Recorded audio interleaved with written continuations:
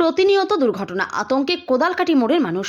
কোদালকাঠি মোড়ের সড়ক যেন মৃত্যু ফাঁদে পরিণত হয়েছে। মঙ্গলবার সন্ধ্যায় বাইক ও সাইকেলের মুখোমুখি সংঘর্ষে ফের এক ব্যক্তি গুরুতর আহত হয়েছেন।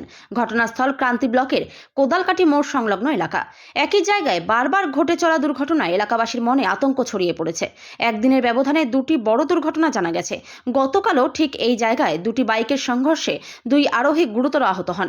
বর্তমানে তারা জলপাইগুড়ি সুপার স্পেশালিটি হাসপাতালে চিকিৎসাধীন। এর ঠিক 24 ঘন্টা কাটতে না কাটতেই আরও একটি দুর্ঘটনা ঘটে। স্থানীয় বাসিন্দাদের সহযোগিতায় মঙ্গলবার আহত ব্যক্তিকে দ্রুত হাসপাতালে পাঠানো হয়। তবে বারবার ঘটে চলা এই দুর্ঘটনার জন্য ক্ষোভ বাড়ছে এলাকাবাসীর মধ্যে। স্থানীয়দের অভিযোগ ও দাবি, স্থানীয় তোফাজ্জল আলী ও মজিদুল হকের অভিযোগ, এই মোড়টি প্রতিনিয়তই দুর্ঘটনার সাক্ষী হয়ে দাঁড়াচ্ছে।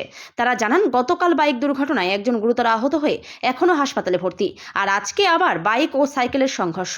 প্রশাসনের দৃষ্টি আকর্ষণ না হলে এমন ঘটনা চলতেই থাকবে। তারা দাবি করেছেন, দ্রুত ওই স্থানে গতিরোধক স্থাপন করা হোক। তাদের মতে এই ব্যবস্থা নেওয়া হলে দুর্ঘটনার হার অনেকাংশে কমবে। আজকে কি হয়েছে? আজকে এইখানে দুইজন অ্যাক্সিডেন্ট হয়েছে, বাইকে আর সাইকেলে। কিভাবে হলো? ওরা ওই দিক থেকে আসা ধরছে আর সাইকেল নিয়ে যাইতে। বাড়ি কোথায় ওনাদের? ওই ছেলে দুইটার বাড়ি হচ্ছে চাপাডাঙ্গা, আর একজনের বাড়ি হচ্ছে কুমলাই, যার সাইকেল। কি কারণে হচ্ছে মনে করছেন? এইটা রাস্তার জন্য হচ্ছে, রাস্তায় স্পিড হয় বেশি, কোনো বাম টাম নাই এখানে কোনো ব্যবস্থা। শুনলাম গতকালকেও অ্যাক্সিডেন্ট হয়েছে। গতকালকে দুইজন হয়েছে, ওরা তো এখন 10 তলায় আছে এমার্জেন্সিতে। কি চাচ্ছেন আপনারা? যে আমরা চাচ্ছি যে এইখানে অতি তাড়াতাড়ি এই রাস্তায় যাতে বামগুলো হয়। প্রশাসনের কাছে আমার অনুরোধ যে তাড়াতাড়ি যেন এই রাস্তায় বাম দেওয়া হয়। এখন কেমন আছে পেশেন্টগুলো? পেশেন্ট তো কালকে দুইটা তো ভালো নাই, আজকে আজকেও তো দুইটা পাঠাইলাম। এখন তো ধনতলায় ওদের বাড়ি, এখন শিলিগুড়ি নিয়ে যায় না জলপাইগুড়ি নিয়ে যায় ওদের গার্জিয়ান। ঘটনাস্থলে কি পুলিশ এসেছে? পুলিশ কালকে আসছিল লাস্ট টাইমে, আজকে তো আসে নাই। আপনার নাম?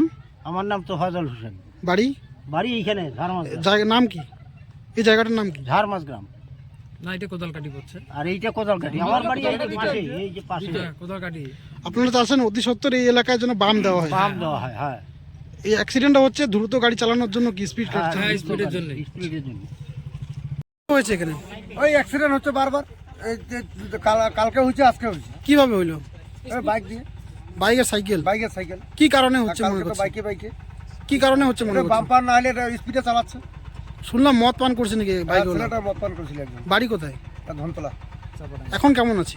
এখন তো একজন তো পায়ে লাগছে, কোথায়? একজনের তো হাতে একটু আহর হয়েছে। পেশেন্টগুলো কি হসপিটালে পাঠানো হয়েছে? হ্যাঁ, পাঠানো হয়েছে, অ্যাম্বুলেন্সে পাঠানো হয়েছে। আপনারা কি যাচ্ছেন যে দ্রুত যেন দেওয়া হয়? দ্রুত যেন আমাদের এখানে বাম দেওয়া হয়। আপনার নাম?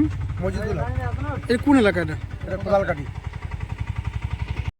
ক্ষতিকারক প্লাস্টিকের ক্যারিব্যাগ বর্জনের নির্দেশ দিয়েছে সরকার।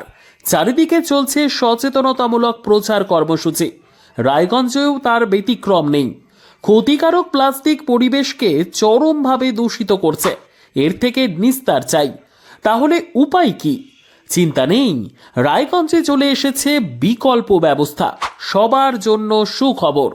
পশ্চিমবঙ্গ সরকারের অনুমোদনে আগামী সপ্তাহ থেকেই শহরে তৈরি হতে চলেছে পরিবেশ বান্ধব দূষণমুক্ত বিভিন্ন ধরনের বায়ো ক্যারিব্যাগ, যা অবশ্যই পচনশীল। একেবারে সুলভে পেয়ে যাবেন আপনারা। আগ্রহী বিক্রেতা ও ডিলারশিপের জন্য অতি সত্বর যোগাযোগ করুন আমাদের সাথে। আমাদের ঠিকানা ইকো ক্যারি ইন্ডাস্ট্রিজ, জেলখানা মোড়, রায়গঞ্জ, উত্তর দিনাজপুর। আমাদের মোবাইল নম্বর 7001178352 অথবা 9434171272 অথবা 8250161082 অথবা 9800217806।